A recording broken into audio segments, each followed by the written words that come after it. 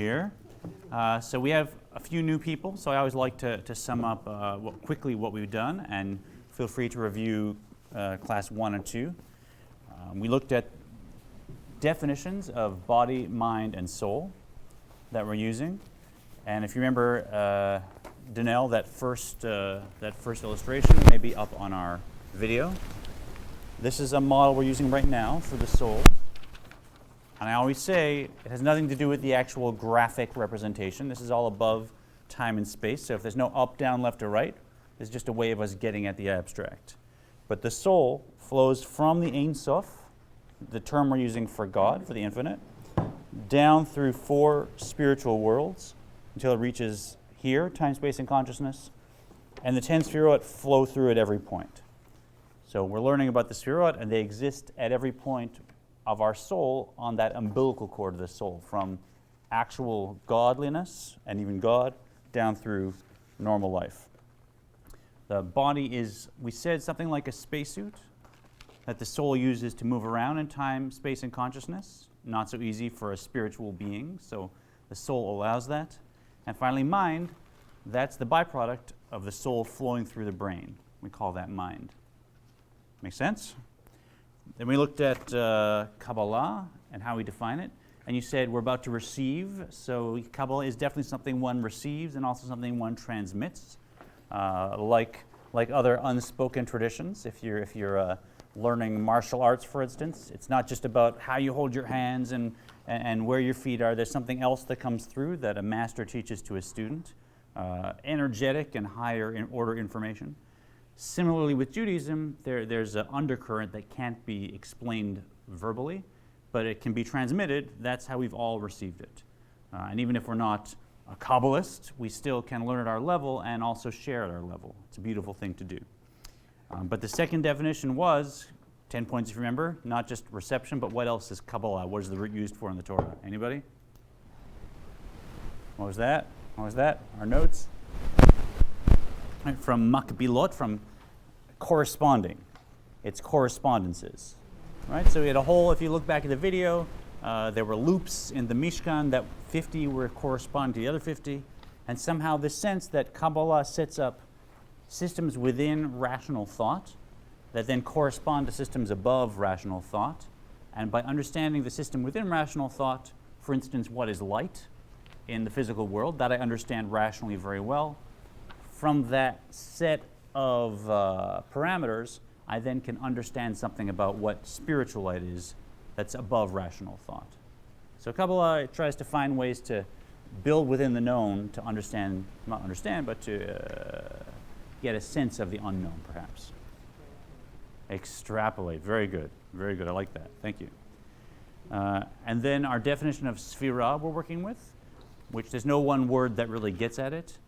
But it was a 3-fold approach that the sefirot are working on 3 levels: divinity, also in terms of souls, and also in terms of worlds.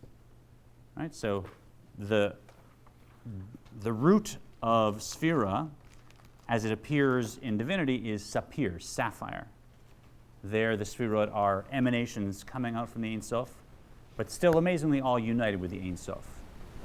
Right? So if you look at the Ein Sof, you don't see 10 sefirot, but within them, they're there. In the world of Atzilus, they're still there, even with vessels, and yet they're all united with the Ein Sof. And as they come down further and further, they become the sipur aspect of the sefirot, the story aspect, which is how I seem to have a narrative flowing, where I'm a character in a story, I'm experiencing life. The sefirot are functioning on that level as well within my consciousness. So if I look at myself and master that, I'm actually getting a handle on how they are functioning in the cosmos as well. And the third is mispar, number. That has to do with the world and how the world flows out of a spiritual matrix, really at every instant, Kabbalah teaches.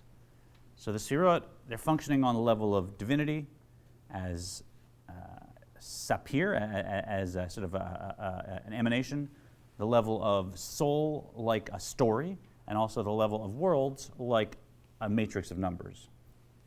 I like what you said about the matrix when you were talking about that. I did watch number 1. You said it was like something so great, like the matrix that we have certain points of knowledge, but that it's so complex that we can't really, it's there, but we only see a part of it to understand it, or something, you've seen something like that. Absolutely, always, right? Is We're that in reference to the Matrix?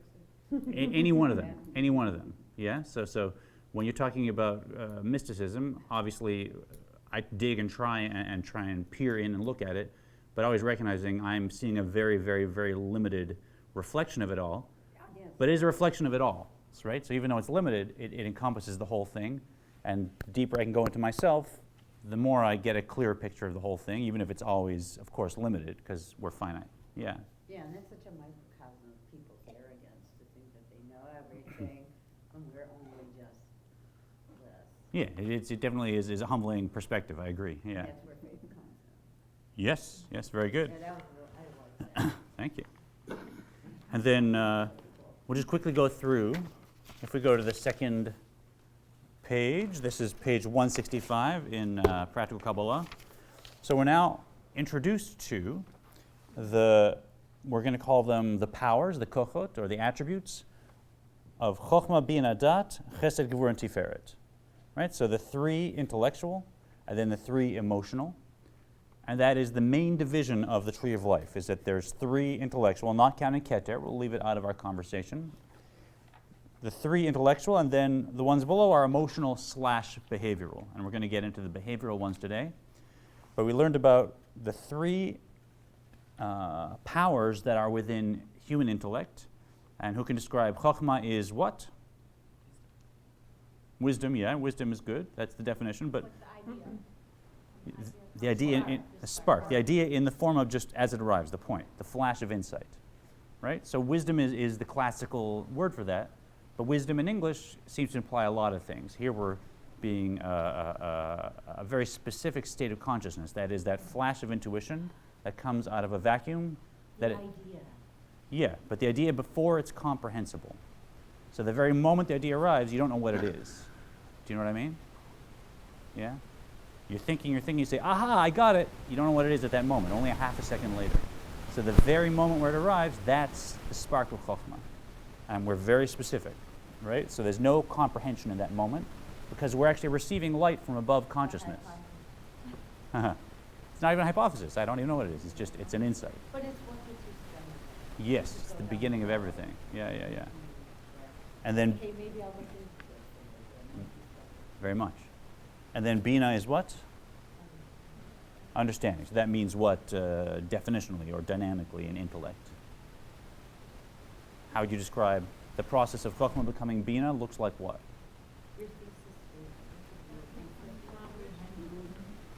Comprehension, okay, so what does that mean? I have an idea for how to solve a problem.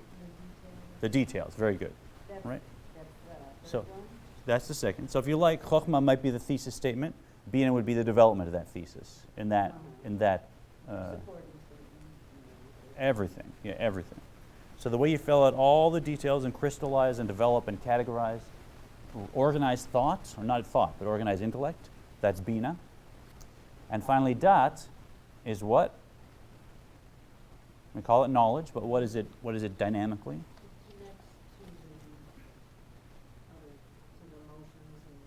Yeah, so we're doing this. It's going down, so we know it's down, right?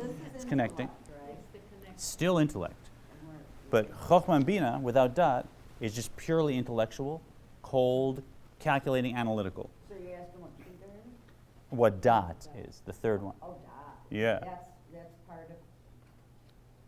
That's part of Seichel. That's the third part of intellect. Yeah, and I know it's a lot. We're just brushing through. We'll slow down when we get to the new material. Dat is that aspect that connects. No. No. If it's intellectual. It's true. If we're talking about, say, cognitive concluding statement. very good. If we're talking about, say, halachic debate, then yes. So the back and forth, the insight is Chochmah, or the point of Torah that we're discussing is Chochmah. Then all the discussion in the Talmud, that's Bina, that's the back and forth. And then the halachic conclusion, it means this, that is Dat. That's if it's purely intellectual.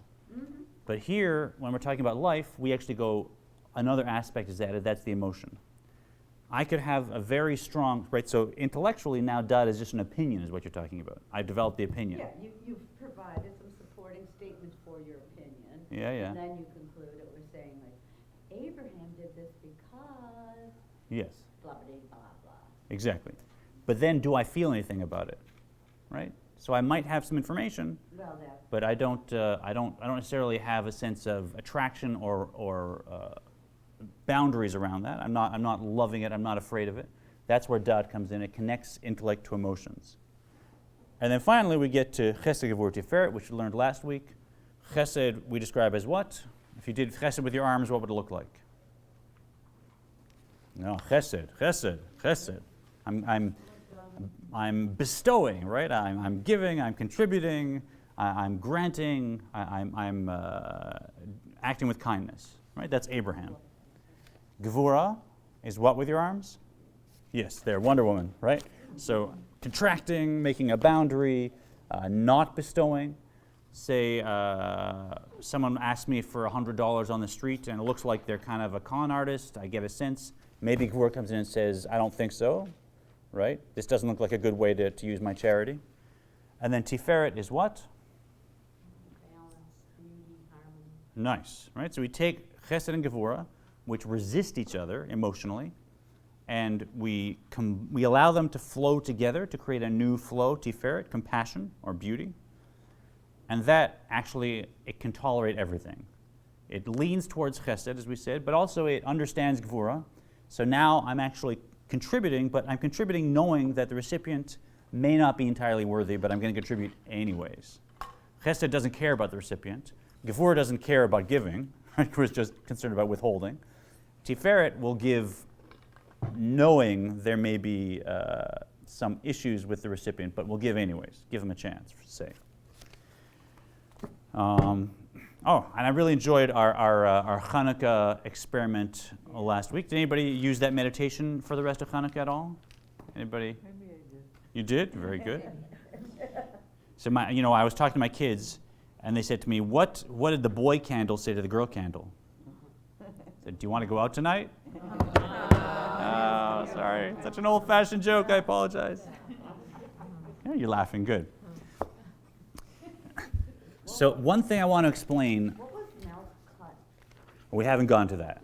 That's next class, hopefully. Oh, okay. So one dynamic here that's important to note that we haven't looked at is that this should flow in this direction. There's a lot of this going on in the class when we talk about it. It's intuitive. We actually want the intellect to guide the emotions, and we'll talk about that later today if we have time. But that's because Chokhmah actually develops into Chesed.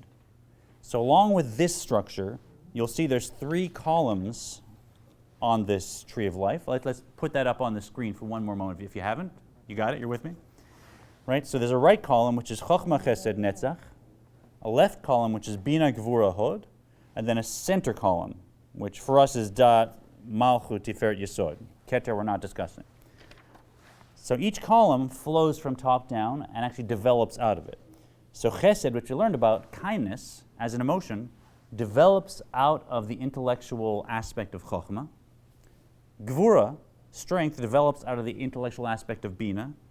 And likewise, there's a relationship between Dat and Tiferet.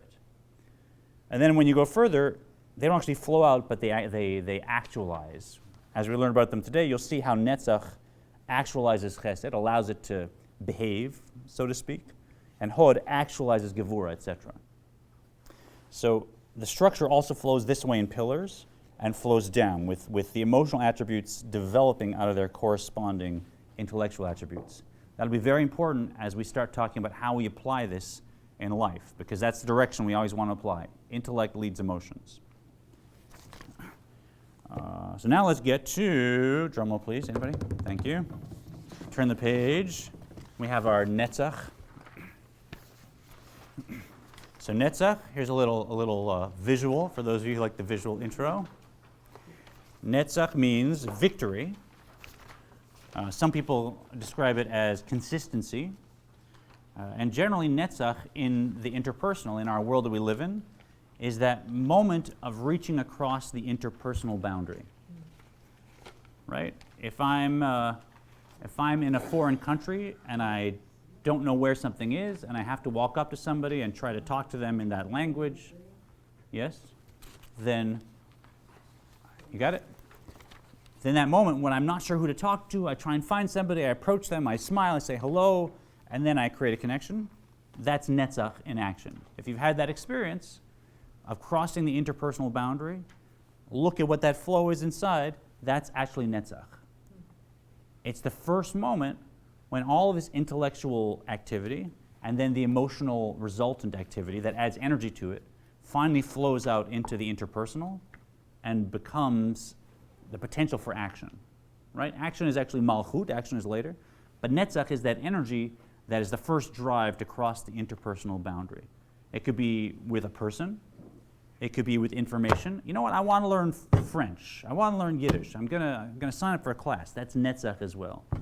It could be with a hobby. You know, I'd like to learn how to do, you name it, right? I'm gonna try. Anything where you approach, you cross the interpersonal boundary with a person or with a phenomenon, that's netzach at work.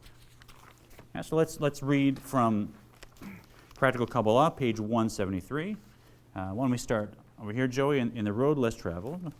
In the road less traveled, M. Scott Peck points out that we are lonely behind our ego boundaries. We yearn to escape and explore the world of another. We want to leave our personal limits. Herein lies the quest for relationships. All relationships express the netzach urge to seek out a world beyond our boundaries. Even in our early experiences, our sense of anxiousness or comfort varies if initial attempts have proven to be painful. The netzach flow can be stunted and we engage in fantasy. That's a label always looking from a psychological perspective as well. We understand when children start to develop relationships, they're reaching out past a boundary. And in many ways, that's universal to the human condition. Just being alone, behind my own ego boundary, there's something lacking. I'm looking for a way to make these twos into ones, and there's all these other interpersonal phenomena out there called people, and I want to jump over that boundary, I want to make a connection. And if I don't, and if it's stunted, or if I learn somehow to be afraid of that, then I compensate in other ways, as he says. We want a healthy sense of netzach, a healthy flow of netzach. Does that kind of mean like, you know, there's introverts and extroverts, but most of us are somewhere like in between?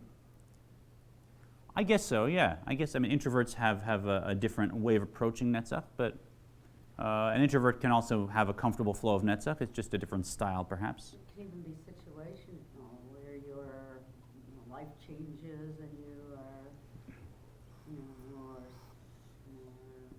Yeah. isolated. Yeah, of course, there could be situations. So it It's like depends on person to social- person and situation to situation. But if I have a few healthier relationships that are working, then the netzach flow is working. Some may have more, some may have less. The issue is that style adapted? Yeah? I think it's some of the assumption of chesed and others is also like, or what I'm feeling here is that there's this idea that netzach is a relationship that is coming from a place of chesed, of kindness, of wanting to learn and give and be in a relationship. And if it's stunted, it's because when that chesed has been offered, the reception therein of the assumed chesed of the other person has somehow been cut off, perhaps. Not always. Not always. I'm sorry, I left out one piece. That's nefesh elokit, nefesh b'mit. I didn't have it in my. Did I skip over it here? I didn't have it on my outline. That's what. So we did look at nefesh elokit, nefesh b'mit, and that speaks to what you're saying, which is we actually have two souls we looked at. One of them is the other-centered soul that likes to help people around me, that wants to connect with the Ein Sof. The other one is the self-centered drive, which wants to protect me, take care of me, and look out for me, right? We don't call it evil. It's necessary. I need to survive and thrive, but it doesn't really have limits. What is that called? The godly soul and the animal soul. We looked at it last week on the video and in the handout as well, so we went in more deeply there. But one is, say, an altruistic soul, and the other is a self-centered soul. And both of them have all these sefirot. So netzach can express both from nefesh elokit and nefesh b'mit, right? And we'll look at what those two flows would look like. But just because netzach is flowing doesn't mean that's necessarily healthy, productive chesed. Netzach can also be counterproductive. I guess I was trying to explain the assumption of the chesed and others Yeah? is part of that as well. That they're being chesed-oriented? Yeah, that if you're going to approach them with this relationship piece, and it has been proven painful in the past, that they're was not chesed that you received in that moment when you were trying to offer. That's Good, such a okay. powerful statement, because I look at it as politics, as war. Oh, yeah, big canvas. But sticking to the interpersonal, yeah, that makes sense. Yeah. Yeah, so if I as a child reached out and received only Gevura, now it's going to be stunted, for sure, for sure. Yeah, I think what it's saying really is that earlier experiences Mhm. that have been less reinforcing to individuals. Yeah. We each seek those positive experiences, but those that have had anxieties and negative consequences, even though we all want that, it's more painful Yeah. for others. Absolutely, yeah, you got it, you got it. engage in that Yeah, behavior. for sure. So it's, Okay, let's, I the want, community is great Yes. if we. it's a good discussion. I want to get through the whole kind of, the whole look at it, and then let's kind of circle back. The first thing in the Torah that's no told Yeah, is that mankind was alone. okay, there you go, that speaks to it, exactly. Yeah. That's still going on, and if anyone wants to skip the reading, please just go ahead for any reason, whether it's two small letters or anything. When chesed flows strongly through a funnel of a balanced sefirot, netzach will actualize the flow. In other words, you feel for the other person as much as you feel for yourself. This is called true love. This love Yeah, is so a it's just high that. So hear what he's saying. Hear what he's saying. can be expressed in many ways. For example, we can love a garden with care and devotion that is palpable and real. We can treat the seedlings with tenderness that is usually accorded newborn infants, and feed the soil with the same gentleness a parent exhibits when feeding a young child. We might feel as protective of the sapling as we would of a son or daughter. The netzach flows freely as we weed, trim, and prune. That love will unite the gardener and garden, the boundary encloses both. Beautiful, yeah?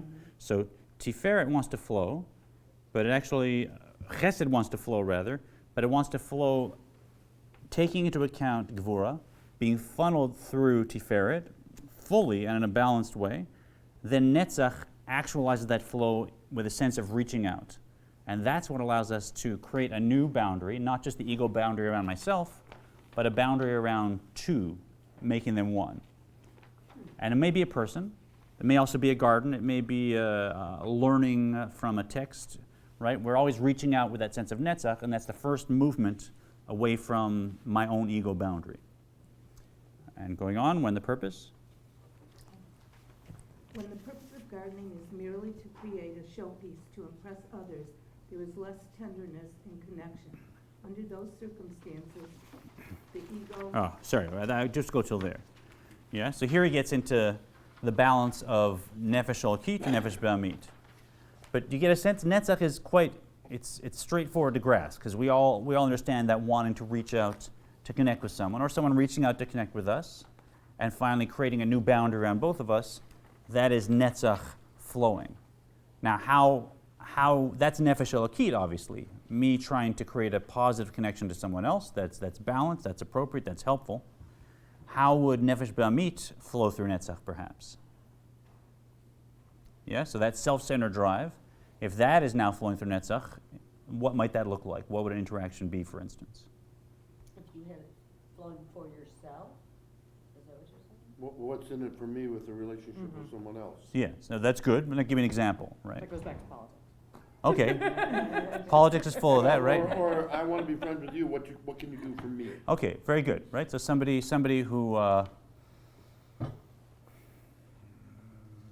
somebody who's looking for reinforcement simply and not looking to help Right, someone I else. want you to stroke my ego, make Exactly. me feel good. Yeah. So somebody, we know people sometimes that will reach out, but it's really all about them. That's netzach, right? So that can be not Or frankly, somebody, selfish way.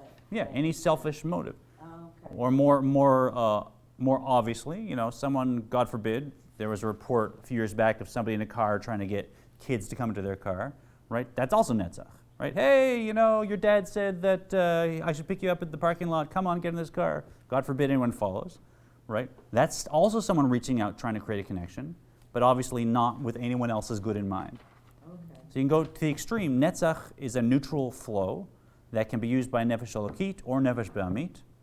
And in our lives, we want to master the healthy flow of netzach, where I'm connecting with others in order to serve them, in order to help them, whether it's family, friends, and whatever makes sense in that relationship. I mean, like ripping somebody off in a business deal and like Yeah, sure. taking A con artist is the ultimate sense of netzach. They gain your trust, they reach out, but they're just calculating, when can I make my score, so to speak. Like not paying your contractors and building big hotels. That too, sure, that too. Yeah, anything that label calls I won't say names. anything label calls We get it. a user-friendly relationship, right? So it looks like I'm reaching out, but I'm reaching this way, truly inside. Okay, the next one is hod. Hod is really a beautiful, beautiful thing to understand. Not just because it's very powerful in relationships, but also because it really is who we are. We're Yehudim, right? We're Jews, and the root of that is hod. So it's actually our whole definition is hod, and we exhibit that in the world. And if we see my little illustration here, what's this person exhibiting? What are they doing? Satisfaction, accomplishing something. Well, this is what? What is this? Right. It's, Satisfied. satisfied, right? Everything is beautiful. Look at what's around me. Sense of acknowledgement, right? Sense of thankfulness. Life is great. Yeah. Right there in the moment. There in the moment. Gratitude. Very good. Yeah. And that's hod.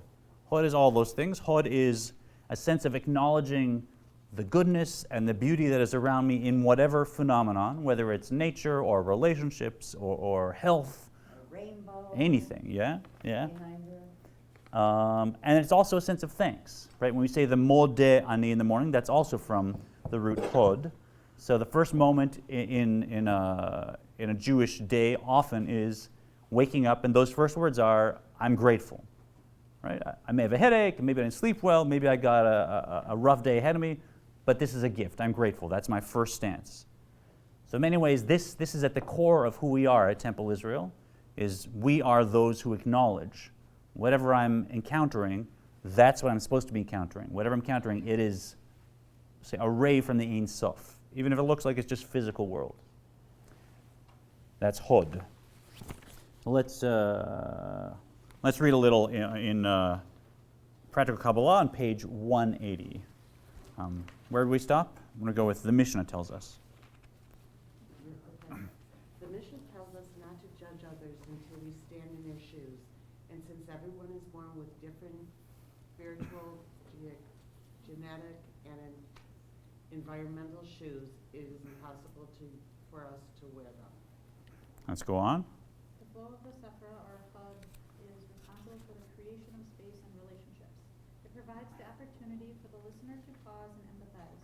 It allows both listener and initiator to meet on safe, non-judgmental territory. Such space facilitates trust and confidence, allowing client, friend, spouse, and child to reveal themselves in a loving manner. To practice code is to be magnanimous. Yeah, that one. Other-centered and humble in a relationship. It means resisting all too human temptation to force another's shoes to conform to our path. So what does it mean when in normal relationships, which is a lot of our life, when I express hod? It actually means that I leave space for the other to express, to respond. Because netzach, and these two netzach and hod are also opposing each other. As we see, each level has the same structure.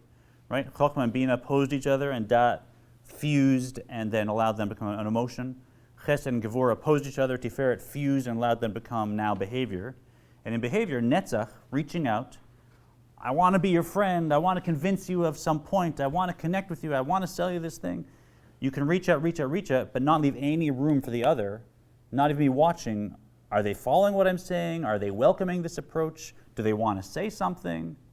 So that act of leaving room for the other, leaving space in the interpersonal for them to express, that's hod at its most powerful. And really that's the difference between... Yeah. That's the difference between, if you've ever been to a lecture or a professor who's just rattling off their class outline, right? And there could be 10 people in the class, there could be 1,000, it could be yesterday, it could be 10 years from now. They're just phoning it in. They're not paying attention to what's happening. They're not having a silent conversation that's always the most powerful part of communication. Then you have another professor that might not even have as good a grasp of the information, but there's a two-way street happening. There's energy flowing back and forth. They're leaving room for the responses of the others. That's Hod at work. And it's so powerful in a relationship to make sure you're always leaving space for the other to also express. Make sense?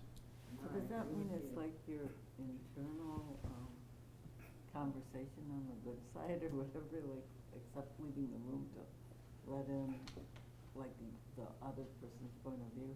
More the second half of what you said, leaving room. Right? It's kind of like unconditional acceptance without parameters, isn't it?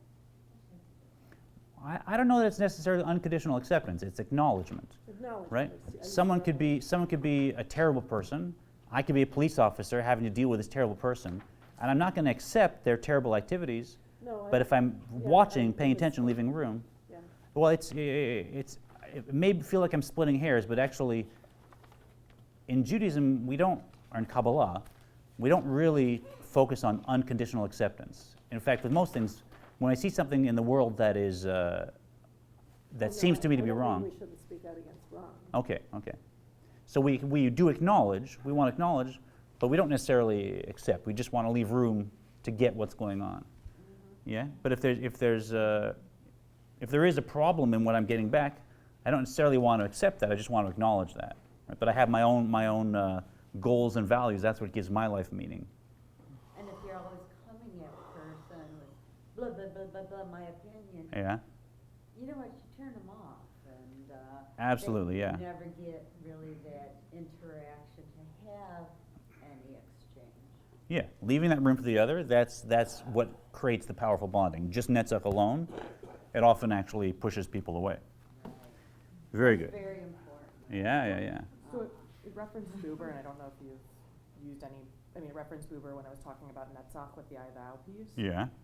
And so this feels to me as though the Hod piece is much more I thou as opposed to the Netzach, which could be I it, being more of just the relational capacity versus the thou piece being the relational, and also if this is totally tangential and bringing that. No. He does actually. Label gets into the I thou, I think, in Yesod here. Okay. But Hod is definitely a part of it. If I have no Hod, there's no thou. Right. You may as well be a cardboard thing that I'm talking at. You may as well be a mirror. I'm talking to myself, right? Yeah. So without Hod, you don't get to the true bonding of Yesod, which is, I think, the deepest aspect of the I thou relationship. But Hod is the doorway to it. Yeah, you need it there. Sure. Thank you. Yeah. And then Hod is the counterpart. Hod is the counterpart to Netzach. While Netzach strives to connect, Hod ensures that the power and energy in that striving is appropriate and acceptable. As we said earlier, it makes no sense to impress a student if the information is just too much to assimilate. Hod assembles the information to match the capacity of the receiver. That again. Have you ever had a conversation about someone that knows so much about something that's so excited and they blah, blah, blah, blah, blah, and they get technical and you're just like, what? Nothing's landing here. You're having no effect, right? A greater teacher will be able to take their very highfalutin knowledge and recognize how to put it into a kernel that I'll understand, right? That's also Hod at work, right? So you're leaving space for the other person to have a real conversation, and you're talking to them in their world. Right? So another beautiful, if you want to be a good communicator, you want to work on your flow of Hod so that you're always watching. Am I losing people here? Do they care? Oh, here, this really gets their interest, right? It's important in any kind of communication. And Hod tempers. Hod tempers the force of Netzach, which unchecked can create distance rather than closeness. We have all experienced a colleague who is so effusive about his proposal that people simply stop listening. We have seen good ideas go ignored because an empathetic heart did not balance the Netzach exuberance. Empathy lies at the core of a caring relationship. Empathy, right? So we understand this. I think we've all experienced that too, that someone is so excited, exuberant, that they just chase everybody away, and in fact, it doesn't lead to what Netzach wanted. So Netzach is the reaching out. Hod is the leaving room for the other. And together, that creates the connection that forms in Yesod. And I'd love to share with you a phenomenal exercise that I highly recommend, but watch out, that the label suggested for me, and that is, he says, if you want to work on your flow of Hod, and as Jews, this is so important because it's who we are. We acknowledge, we want to leave room, we want to understand the value of every relationship and so leave room to understand it. He said, this is what you do. Take one day, and on that day, when someone's talking to you, before you answer, wait a full 5 seconds. Wait a full 5 seconds for that whole day. And from my experience, you want to tell your friends and family you're doing this in advance so they don't just go crazy, right? Those close to you. But you'll see how different it is to be in the world because a full 5 seconds is this. And then I answer. And in that time, there's all this time. Did they finish what they were saying? How do I feel about it? How is that landing on them? What's the expression on their face? What's the temperature in the room? What's their body language telling me? All this stuff is flowing, and I'm giving myself time to take it in and sum that up before I jump in with my answer. Right? How often are we listening to someone, and all we're thinking of is the moment they said the first sentence, I know what I'm going to respond to them, and I'm just trying to detail that and remember that as they finish the rest of what they're saying, and then I'm going to jump in halfway before they're done, right? I certainly do that. Many of us do that. It's a Jewish way of talking, right? So spending a full day waiting 5 seconds before you answer anyone, I promise you, you will figure out what Hod is about, and you'll see the benefit of it. And here's the secret. The next day, you do the same thing, but you wait 4 seconds.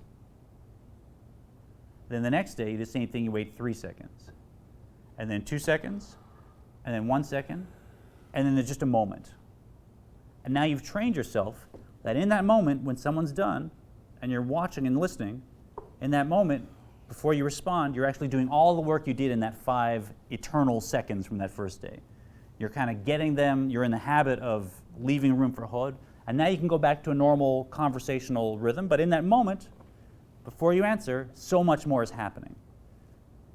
And if you were here when Label spoke, I think everyone who meets him gets a sense, oh, he's so calming to be around. He's just he's so consciously calm. It's so nice to be around. That's the effect of Hod, that he's leaving room for people to be who they are. He's watching them, and he's actively recognizing that they are the exact experience he's supposed to be having now. And it's a beautiful, affirming thing. It's good as a parent, it's good as a teacher, it's good as a friend, it's just good in life. And as Jews, that's what we do, in fact, with the Ein Sof. Right? As Jews, we're the ones who say, whatever's happening, I acknowledge this is also coming from the Ein Sof. This is something that the infinite created for me to experience, and I'm supposed to learn something from it. So watch carefully, listen carefully. And he started, yeah?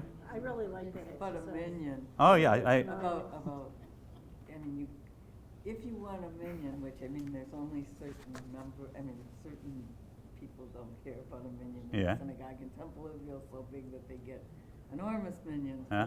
But the whole idea of a minion is that you have to sort of make friends with, or you won't get the 10th man. Did you ever hear that song on YouTube, Minion Man or whatever? I saw it going around. I didn't have a chance to watch it. But yeah, women kind of get it naturally. And we know women create communities quite organically.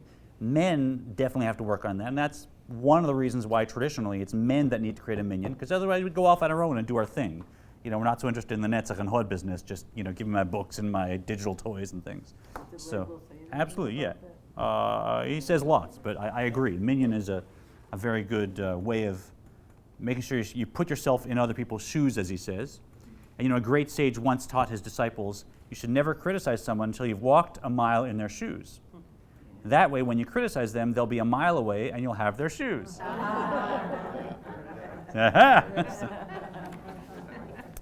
Which brings us to Yesod. All right.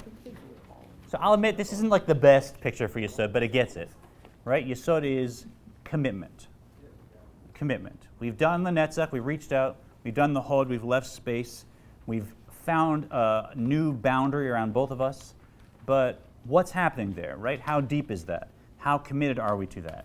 Is this something that's just for the next 10 minutes while we have a transaction? Is it something for the next 2 years? Or is it something that's just there permanently? How deep does it go? So Yesod is really one of the most powerful interrelational sefirot, and understanding it, exhibiting it, is the key to deepening those relationships that Netzach and Hod allowed.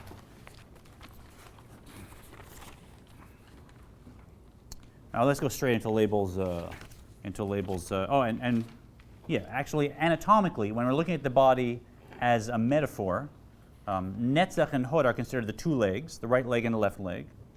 Right? So Netzach is the dominant leg, which we normally step forward onto. And Hod is the left leg that we normally push off of. So in a relationship, it's kind of like Netzach is the reaching out, but Hod is the anchor there. And then Yesod is actually the sexual organs.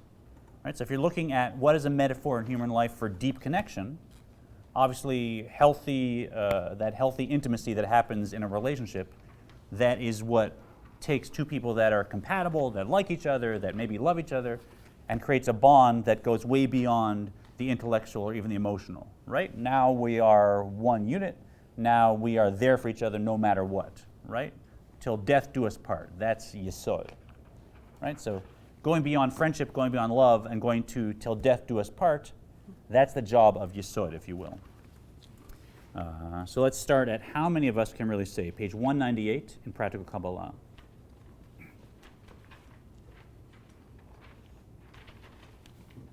Go ahead. Flows of mind and emotion were happily surprised to discover that a lecturer without tenure and speaking extraneously inspired an entire audience. Yeah, we're actually on the next page. If you look at 198. It's just a paragraph, it's the next indent. Oh, thanks. You got it? Page 198. Yeah, oh, sorry. Just the paragraph down. Thanks. How many of us can really say that we bond deeply with people? Most of us continue to pursue unfinished agendas and unresolved anger.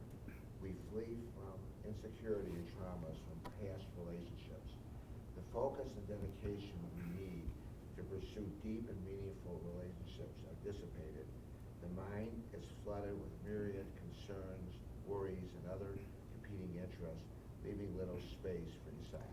Yeah, so modern life, as Label pointed out, is very stressful. This is not how we lived for thousands of years. This is not how our culture is developed. To have all this information, all these interactions, all this stuff going on, we're multitasking. And so it's very counterproductive to develop the kind of personality that has a strong yesod, a strong bond. It says, this is who I am. I'm about this, and I won't be separated from this, and I'm connected to this for good. Right? So learning to do that cuts through a lot of the noise of modern culture. Instead, we draw apart, lead separate lives, and lose touch with one another. The key is in strengthening our inner core of wholeness and well-being. Then we can focus on the other, the friend, the partner, the spouse, and our children. The individuals who most profoundly influence us are the ones who establish a yesod bond with us. When we communicate with such a person, we have the sense that we are the most important person in their universe. We feel a closeness, a reciprocity, and the power of true communication. yeah, so those who have the most influence on us are not always the ones that shared the most brilliant ideas, not always even the ones that were most effusive emotionally with us, although that helps. But ones who showed they were committed to us, whatever their personality, that changes everything. Right? If you look at, a great example is the clergy at Temple Israel. Often people wonder, why is Temple Israel so successful? Why do you have so many members? Why is it so exciting to be here? Why do people stay here? It's very rare to have a synagogue where every rabbi comes out of school and stays for their whole career.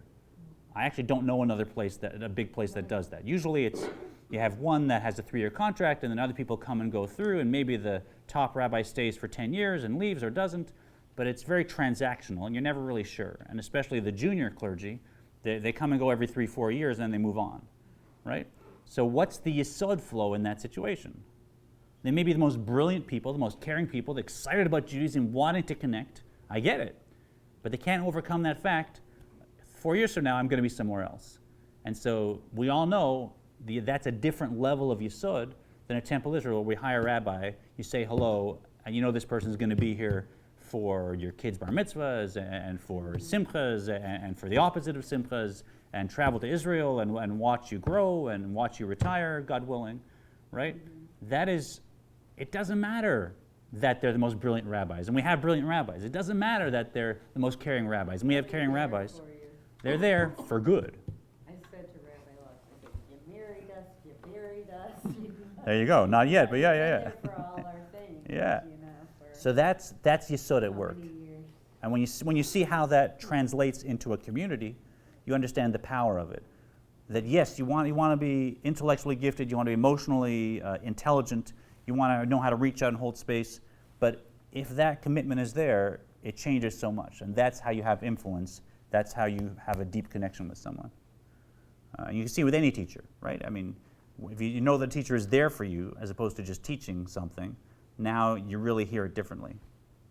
And of course, that's what parenting is, right? When a parent says something, they may not articulate it the way someone that has a PhD in the subject will, but a child listens because this is my parent, right? The connection is deeper than anything.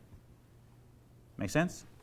So it can be many types of relationships, not just intimate relationships. It can be special relationships you have with a teacher, with a community. 100%, every relationship. I can have Yesod with the whole country, right? Well, yeah, the leader of a country. Not now, but, yeah. Okay.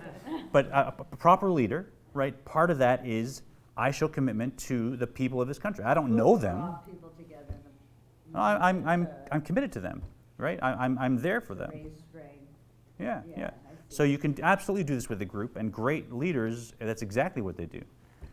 Yeah. And, a combination of Hod and Yesod, you encounter someone, there's many stories of the last master of this tradition where someone met them for 30 seconds and it changed their whole life. Yeah. And if someone else had said the same thing, it wouldn't have changed their life. So what was the difference? It was meeting someone that understands you are their exact experience that they need to have now, that you are infinitely important, and that they are committed to you as if you are their child. And in the right place, like Martin Luther King. There you go, yeah. The time and place and who he brought together in that time and place. And Yeah, or whatever the time and place is. So that's how a leader, Long on the planet, but yeah. he changed the planet. There you go. What does that mean for the relationship with God? 'Cause, There. I mean, Yeah. it's not without fault, like, it's not without obvious, and there's intentionality with that keter, which is kind of that divine top sefirot, and then Yesod being kind of central in that same pillar, Yeah. and God being so often, in our tradition and in the various traditions, being referred to as this kind of compassionate and loving parent. So although we can't receive necessarily in the same way we imagine Moses receiving the voice of God, as far as that compassionate narrative and that yesod of that real intentionality of always being present. Yeah. So the How- question is, how The does question is receiving the yesod as the student, the child, in some capacity with God being parent, I guess, is does that apply? Yeah, that's something you need to build to understand that God has commitment, right? Because you can live life thinking God's not committed to me, right? I can take that rational stance. No one can prove otherwise. Our tradition, of course, teaches that God is committed to us more than we can ever understand or reciprocate, right? But that's something that's abstract. It's not something that I encounter all the time. So that's something that, as you said, through faith I can build. And also, when I learn to express it, I'm also learning how to perceive it in the cosmos, because I'm a microcosm. So when, the ultimate expression in the Jewish tradition of Yesod is a circumcision, right? I'm here, we're dealing right with that part of the body. We're saying, okay, I have this baby is perfect, this baby is beautiful, last thing I want to do is harm this baby, but I am committed to being Jewish and sluk, right? And that's commitment, right? That's grit. So when we do that, there you go. When we do that, we learn to express that with God, right? Why else do we all have circumcisions with our baby boys, our precious baby boys? It's a deep connection to God and commitment to God that we don't even rationally understand. Often in Reformed Judaism, we don't articulate it so much, but we do that. Now, where does that come from, right? That's not rational stuff there, right? Doing that. So that's how we express it to God. Is those moments when we say, you know what? I'm Jewish and I'm not going to separate from it, right? I'm Jewish and I'm not going to be pushed into I'm not going to be forced to bow down to this in history or worship that or eat this. If someone forces me, I'm committed. How we see from God, that takes spiritual maturity to recognize that God is expressing commitment to us at all times, but we don't understand. We can't see the big picture. We don't always get it rationally. And it's interesting how that could manifest into the other pieces, right? If you feel that presence of Yesod, Yeah. that commitment from God, it manifests in chesed, manifests in... Oh, yeah, right. Yeah, it changes everything. I don't think it's just Brit. It's through doing mitzvot, Of course. studying. But let's be honest. I can go to a mitzvah and my stomach doesn't start to go like this doing a mitzvah, right? But the idea of a Brit, that's stepping off a cliff. That's showing commitment. I've seen many mothers flip out during, cry, scream, pass out. Sure, it's tough stuff. Yeah, Tough stuff. so I'm There are each glad- our own ways of That's why showing I'm faith. glad I hit that. Okay. Yeah. And as you said, it affects the other sefirot, and that's because there's a funnel effect happening here as well, right? So we're next class we're going to learn about Malchut, which we're finally expressing something. A lot of those traditions, if you look at it, and like it's in Leviticus, Uh-huh. they're all really practical to the era of the time for protection of Okay, yeah. of the tribe. Yes, I didn't mean to get into the halachic historical. That's another class. But I mean, Yeah, I hear you. really, Yeah, that's probably when it yeah. started the whole thing. But there's a funneling effect going on. Yeah. So we're about to express. Until now, we've had an intellectual flow. That has created an emotional flow. That's created a behavioral flow where I get my balance of netzach and hod and commitment. I haven't actually taken a step forward to open my mouth yet. All this is happening before I say a single word. And all of it is going to come out in that one word. A masterful person can see and hear in one word what's happening with all these powers within a person's soul. A masterful person can communicate so much with all these powers of their soul in this one word. But it all has to funnel into that behavior, and it funnels through Yesod. So Yesod takes all the flows, all the light, if you will, from Seichel, from the three emotional, from the two other behavioral, and takes all that light and funnels it so that it becomes one. Now we're committed to one action. Yeah? Is it intellectually intelligent? As much as I can. Is it emotionally intelligent? As much as I can. Is it behavior balanced? As much as I can, but it's this one action now. Now it's one thing. It stopped being six other sefirot or 8 other sefirot in this case, right? So you also want to understand the dynamics, that Yesod, when I'm committed to somebody, that commitment functions to let all the other flows enter into that one flow and become a new aspect, which we call bonding. And it contains all the light from the rest. And that's why finally when we speak, speech is considered a pathway to mastery in Judaism, because there's so much going on. We want to be like martial artists who've trained, so we say one word and right? That person has mastered something, except it's happening in life all the time. And that's why blessings and learning out loud and debate, it's such a core aspect of our pathway. It's because we're always trying to master this speech thing, and how do we get divine light to flow right through the whole system through our words and hear it in others as well. Right? So Yesod's the funnel that creates that. Let's finish this page at the same time. Where are we? At Top of 199, I think. 199? Yeah. At the top? Yes. Okay. At the same time, the foundation of Yesod is also the harmonizing principle that unites Netzach and Hod. When the powerful thrust of Netzach reaches out from loneliness into a relationship tempered by the restraint of Hod, preventing domination and dependency, then the depths of Yesod can flow freely. It is the quest for depth and dedication in relationship that provides the balanced properties of Netzach and Hod. Yeah. So I think we get a sense of Yesod. Let's not go to the end of the page here. He talks about nonverbal communication too, which is so important. As in life, the words are only 5% save the communication. Right? So if you want to get to that depth, you want to demonstrate commitment with that other 95%, the nonverbal, all that stuff. So how we behave with each other. Yeah. Okay. Now I want to show you a very key rule that always applies to all this information, and it's almost the key, it really is the key to how we start to use this information practically in day-to-day relationships. And that is the rule, hamoach shalit al halev.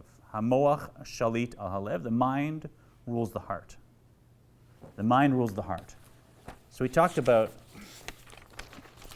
when I look at this map of the sefirot, if nefesh elokit, if the godly soul is actually the one that is behaving, that is experiencing a spark of chokhmah, developing it, developing emotions out of that, and then developing behavioral aspects to express, it should flow down this way. My intellect should be guiding and even creating my emotional states, right?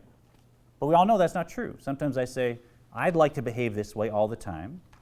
I'd like to speak politely to people all the time. I'd like to lower my voice all the time. I'd like to leave room for the talk all the time.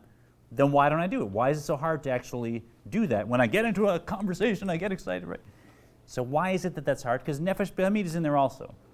And nefesh b'hamid flows, truly nefesh b'hamid also flows with the mind controlling the heart. But all the mind does is it finds something that I should get excited about. Like, oh, I like that brownie. Oh, I like that car. And then the bulk of nefesh b'hamid is emotions. Then the emotions start going. But there's always a kernel of some intellectual attachment that happens, some intellectual idea that got the emotions going. But once the emotions are going, now they seem to have a life of their own. So I'm walking down the street having a very nice conversation. The person says the wrong word, and suddenly nefesh b'hamid says, you should yell at this person. That's a good thing. How dare they say that, right? Or I see a car and I think, I should spend all my money on that car. What a great idea. I'd be so happy with that car. And things pop into my mind that are emotionally driven. So generally, when nefesh b'hamid is flowing, the emotions are flowing. All the intellect is doing is finding just a rationalization. How can I do this thing? How can I get it without getting in trouble? And how can I feel like I still feel good about myself after doing it, right? That's what the intellect is used for, and that's the heart driving the mind. When nefesh elokit is behaving, it's the opposite. Now the mind directs the heart. Now the mind says, oh, there's a lot of people out there that need help, and there's some of them that I'm supposed to help. Let me figure out what I can do, and let me get excited about that. Right, so if you saw, there's a video we will release soon of the people that went to the hospital and did the moonbeaming thing. Beautiful, right? Of course, we should be excited about that. But why can't I decide to be excited and actually feel that? That's how nefesh elokit works. You actually reinforce an emotional decision. This is a good thing to do. And then you create emotions. I'm going to get excited about helping kids who are sick, making them feel better. And you can actually do that through repetition with every aspect of your life. Whatever it is that I think is in my way, I can reestablish a relationship with it intellectually. I can actually generate new sense of love and awe about it, and then I can change my behaviors. But to do that, I want to recognize that the mind actually directs the heart, ideally, and that it's not just a strategy that this is the best way to behave, it's actually inherent in how it is all created. That's because, as we said, chesed is actually developing out of chokhmah. Gvura is developing out of bina. So first there's chokhmah, and chokhmah then descends, as it were, to become an emotional flow of chesed. If this were like a source and a river, chesed is the source, and then chokhmah is the source, and then chesed is the river. So if I want to, it's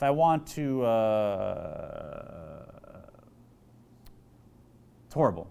I don't know if I'm negative. If I want to put in some cleaning agent, I want to purify the river at its source. That's going to purify the whole river, right? If there's something I'm dumping into the source that's poisoning the river, I take it out of the source, then the whole river is clean, right? If I just go and try and work at the mouth of the river where it's done, I'm not going to affect the whole river. So I haven't thought the metaphor through, but you get what I'm saying, right? The source is actually the power of the whole river. Anything that you improve at the source affects the whole river. Same thing with chokhmah and chesed.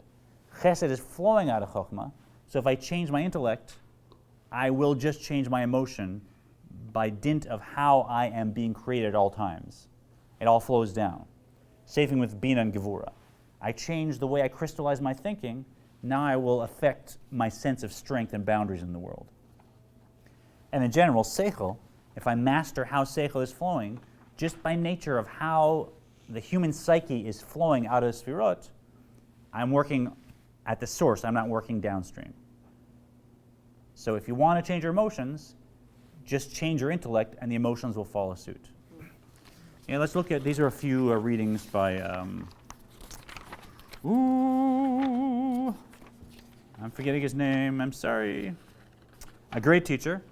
But let's look at this one with the dandelions in the field. All right, so why don't you go ahead and read for us down the page. The whole page? Yeah. True, our hearts are not in our hands, but our minds are. We can think about whatever we decide to think about, and therein lies our power. The mind rules over the heart, not just as a rider rules over his horse, but in a much more intimate sense. For the mind is the father and the mother, the seed in the womb from which the attitudes of a person are born and then nurtured. The heart does no more than reflect the state of the mind, its turmoil, its resolution, its shallowness or its depth, its coarseness or its maturity. This then must be the focus of the person who wishes to leave this world with more than he arrived, to engage his mind with all its intensity in thoughts that elevate and inspire, and push away with equal force any thought that drags down and holds back, and to allow all that labor to pass through the channel from the mind to the heart and give birth to actual deeds. I like how you read. I got very relaxed listening to you. Yeah. That's great. That's nice. Yes. Nice cadence. Yeah. So you can think about whatever you want to think about, and there lies your greatest freedom and greatest power. Sorry, it's Zvi Freeman. He's a great teacher. You met him? No. Yeah, that's his name. Okay. So if we really look at our mind, I could be obsessing about something. Something could be popping in my mind all the time. At any moment, I can actually redirect my mind to its exact opposite. I can, right? I could, God forbid, be having the biggest fight with someone in my family, and we're screaming and we're just raging, and we're completely out of control. Suddenly, ding dong, someone's at the doorbell with a package. A stranger. What happens to the fight? Disappears instantly. Were we both masters of our mind controlling our heart? Had we meditated for 45 minutes to let these emotions dissipate? How can we suddenly go from 100 miles an hour in this direction to just boom, right? It's because the way your mind controls your heart is just by being born.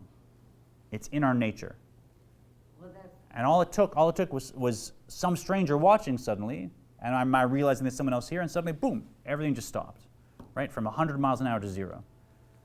Well, that's being insightful of the triggers of what your behavioral cognitions are that are triggers to your anxiety, and then finding alternative thoughts that are peaceful, and then you... Yeah. So whatever the thoughts are, my point is simply that it's my freedom to think about anything, to focus on anything in my mind. My mind is actually under my control. It's a behavior. Yeah, it's a behavior, exactly. And I can decide to behave, let me put it another way. If you want to sing a Beatles song when you're feeling like really... There you go. So we all know the song, I Want to Hold Your Hand. We all knew it. Now if we play the song in our minds, let's all do that for a moment. Let's sing the song in our minds. Just in our minds. Okay. Are you all doing that? Right? So we're all comfortable saying thought is a behavior. We're all comfortable saying we're doing that. No one said, what do you mean? Thought isn't behavior. Right? So thought is actually behavior, as you said exactly. And we can choose to behave in thought any way I want. So if the mind controls the heart, which is what you understand from Kabbalah, the good news is in our heart, that's confusing. How do I control that? I don't know. There's a whole mess in there and other stuff pops up. I can't directly control my heart, but I can directly control my mind. And the mind can control the heart. So once I start to reframe my intellectual energies and I say, that first spark of chokhmah isn't, oh, what a horrible thing. I hate to spend time with this person. I hate to be in this situation. I hate this meeting, whatever it may be. And I say, this is the absolute right place for me. Let me experience Hod and acknowledge this is where I'm meant to be. This is a gift that I can learn from. Now suddenly my emotions change. Now it may take 100 times, may take 1,000 times, but each time my brain is actually changing physically and my emotions are slowly following suit until finally I'll be excited for whatever experience and I'll be positive in whatever experience. And you can resolve a conflict more effectively because you're not so agitated. That will definitely result. Yeah. Makes sense? So that's the first part. The mind is under our control entirely. and then it wants to cross that channel, flow down, and let chesed and gevura flow in whatever ways are appropriate for that intellectual assessment. And then the next, let's go on. Your mind and heart need to build a relationship slowly, somewhat like a pet and its master, or its person. At first, your mind needs to hold your heart tightly on a leash. Your heart screams, I must have this, I must go there. And your mind says, calm down. We talked this over already and we both agreed you don't need to. The heart screams, but now I feel I need to. If I don't, who knows what's going to happen? Mind says, that's because you are a heart. Hearts feel that way. But I am mind, and I know that we will survive this, even if you don't. Eventually, the heart learns the paths and gallops along them with ease. It becomes a mindful heart. So this is nice. Now we're getting into like radio play. Yeah, the readings we're upping the bar. Let's see if you can. She was good. Right, but this is the process, right? We can change our mind. We know we can do that, and with enough application, I can turn any triggering moment into a new moment. Like if you look back at what Label described as the technique for dealing with anger, he had a simple technique. We don't have time to go through the whole thing, but he said, ask yourself, why is the other person doing or saying what they're doing or saying? That's at the heart of it. And so I go from saying, how dare they? I should say this to them. Why don't they? Suddenly I change my focus. My mind says, ask this question. Why is it truly that they're doing or saying what they're doing or saying? Really look into it. And I can direct my mind, no matter what state I'm in, I can direct my mind to look into that. That will trigger Nefesh Elokit, which is the other-centered soul, to be the one that's intellectualizing. And then the anger will be gone. And believe me, it's as simple as that and as effective as that. If you understand the mechanics of the soul, that we have two souls and the mind controls the heart, and now you're flipping to Nefesh Elokit because you can direct your mind, now your emotions are under your control to a much larger extent. Yeah? So this is the game. We want to keep applying it intellectually, and the heart's going to buck, and the heart's going to resist, and the heart's going to try and send up rationalizations why that's the dumbest approach in the world.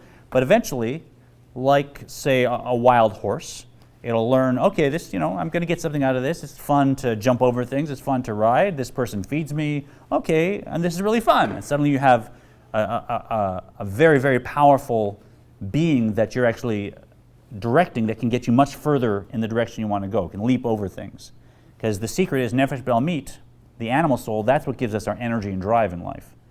If we're always fighting one against the other, now there's still conflict inside. But once we get Nefesh Be'almit to agree to the mind and to be happy about it and excited about it, that's a powerful person. That's a person who has impact. Yeah. Oh, I was just going to say, you said this author was different than this author. Yeah, his name is Tzvi Freeman. He's got Tzvi Freeman. He's got a lot of great materials online. Highly recommend him. Tzvi, Tzvi, like Tzvika, I, and then Freeman, Freeman. Traditional Freeman? Without a D. Right, so now if we look at one little last piece, I want to look at this topic in a very traditional source. So our last graphic here, the mind rules the heart. This is the rule we're looking at.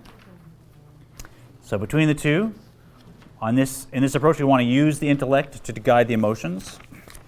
This is just a quick piece from what's called the Tanya. We actually learned this in the morning class. We're in chapter 10 now of the Tanya. It's a very, very cool text that takes all these dynamics and teaches us a life master plan, as it were, or life person plan, as it were, to really embody this in my behaviors and become the kind of person where when I think, speak, and act, it's with all this flowing and all this in mind. Really powerful stuff. This is just a little taste of how the Alter Rebbe, Rabbi Shneir Zalman Liadi, gets at this piece, the mind controls the heart. So here, why don't we start, we're on 246 of Lessons in Tanya. Let's start in the second paragraph. I'll do the Hebrew, and then we can do the English of that. We've got just a few minutes. ודבר זה קרוב מאוד ונקל לכל אדם אשר יש לו מוח בקדקדו. The matter? This matter of arousing a love which remains hidden in the heart is very easy and very near to every man who has a brain in his heart. Right, so he uses that kind of like flippantly, but that's what it is. How do you get your mind to control your heart? If you're born and you have a physical brain, your mind is controlling your heart. Right? We see it all the time in life. So this is not something that's out there that we got to practice for 3 years. It's just how the human psychology works. For his mind is under his control, even if his heart is not, and with it he or she can meditate as they please on any subject, right? Free to direct it ourselves. וכשהתבונן בו בגדולת אינסוף ברוך הוא ממילא יוליד במוחו על כל פנים אהבה לשם לדווקא בו בקיום מצוותיו ותורתו. If then he will contemplate with it on the greatness of the Almighty, he will inevitably generate in his mind, at least, a love of God to cleave to him through the performance of his commandments and the study of his Torah. Right, and that word, yitbonen, it actually means meditate. Right? That's the Jewish word for meditation. It's the flow of Bina and how it creates emotion. So if we don't just say the Shema, but we sit for 5 seconds or 50 seconds or 5 minutes and meditate on, there is something called the Ein Sof. It's the only being here. I'm flowing out of that, and nothing exists in relation to that. Whoa! Right? An emotional flow will actually emerge out of that, and I can direct my mind to meditate on that. So panim means mind and not face, like you probably So, would say panim. Al kol panim means at least, in any case. It's an expression. וזה כל האדם כי היום לעשותם כתיב שהיום הוא עולם המעשה דווקא. Go ahead. This Torah. This Torah study and fulfilling the mitzvot constitutes the whole purpose of man, for it is written, I command you these mitzvot, that you do them this day referring specifically to this world of physical action. Right, so here we start to see how you read these texts. And for this class, let's not say like every single mitzvah, that's a traditional view, but in general, loving someone else like I love myself, giving charity, helping people, honoring my father, those mitzvot that we really feel we want to embody, we can agree for ourselves on what those are. That's what we want to do. We want to actually generate a sense of focus on the Ein Sof, so we have a love and an awe, so that we do the things we want to do in life, so that we help people around us. And then when he says this day, doesn't mean like today literally, it means right now while we're here in Asiya, in this world of time, space, and action, not in the heavens after we're embodied, right? At that point you can't now put a coin in a tzedakah box. You can't open up a Tanya or Label's book and read it when you're in heaven. You got to soak it in here, right? So this day doesn't mean today, it means the world of reality. Only tomorrow.